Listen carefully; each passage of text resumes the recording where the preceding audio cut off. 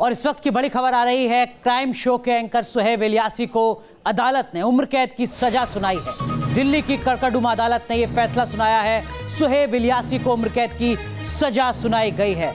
दिल्ली की कड़कड़डूमा कोर्ट ने यह अदालत ने ऐलान किया है उम्र कैद की सजा का। दरअसल में पत्नी की हत्या करने के दोष में उम्र कैद सुनाई गई है सुहेब इलियासी को। लंबे समय से मामला अदालत में चलता रहा और उसके बाद अब ये इस मामले पर अदालत का फैसला आया। जनवरी 2000 में सुहेब इलियासी की पत्नी की हत्या हुई थी और उसके बाद आरोप और शक की सुई सुहेब इलियासी पर घूमी और जांच की प्रक्रिया लगातार आगे बढ़ती रही। अदालत में मामला लंबे समय तक चलता रहा और पत्नी की हत्या के मामले में उम्र कैद की सजा अब सुहेब इलियासी को सुनाई है दिल्ली की कड़कड़डूमा अदालत ने।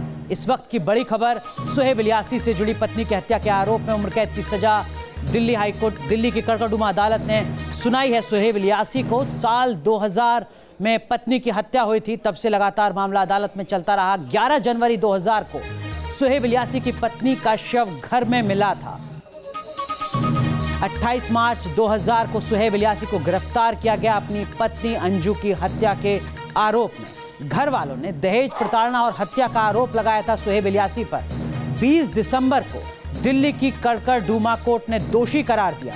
आपको बता दें कि इंडियाज मोस्ट वांटेड प्रोग्राम से चर्चा में आए थे सुहेब इलियासी अपनी एंकरिंग के चलते। जामिया मिलिया इस्लामिया में पढ़ाई के दौरान पहचान हुई थी, लेकिन अब मुश्किलें और ज्यादा बढ़ती हैं सुहेब इलियासी की, क्योंकि अदालत ने दोषी करार ही नहीं दिया है बल्कि उम्र कैद की सजा भी सुना दी है सुहेब इलियासी को अपनी पत्नी की हत्या के मामले में।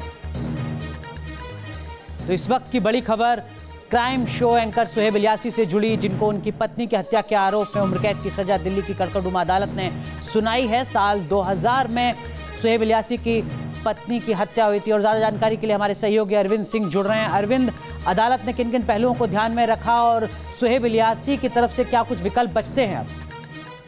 देखिए, सुहेब इलियासी इस फैसले के खिलाफ हाईकोर्ट में अपील दायर कर सकते हैं। हालांकि इस मामले में जो सरकारी पक्ष के वकील हैं, उन्होंने अधिकतम सजा यानी फांसी की सजा की मांग की थी। सरकारी वकील का कहना था कि ये एक ऐसा मामला है जो रेयरेस्ट ऑफ रेयर की कैटेगरी में आता है।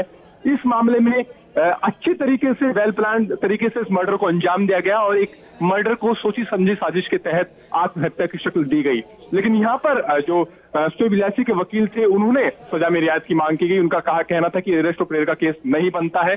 सुप्रीम कोर्ट के पुराने फैसलों का हवाला दिया, ये भी कहा कि सुहेब इलियासी का पुराना कोई आपराधिक रिकॉर्ड नहीं रहा है, जमानत के दौरान उन्होंने किसी शर्तों का उल्लंघन नहीं किया है और वो पिछले 17 साल से इस केस का सामना कर रहे हैं। तो सुहेब इलियासी के वकीलों की दलीलों से सहमति जताते हुए कोर्ट ने एक किस्म से इस मामले में रियायत देते हुए उम्र कैद की सजा मुकर्रर की है सुहेब इलियासी को।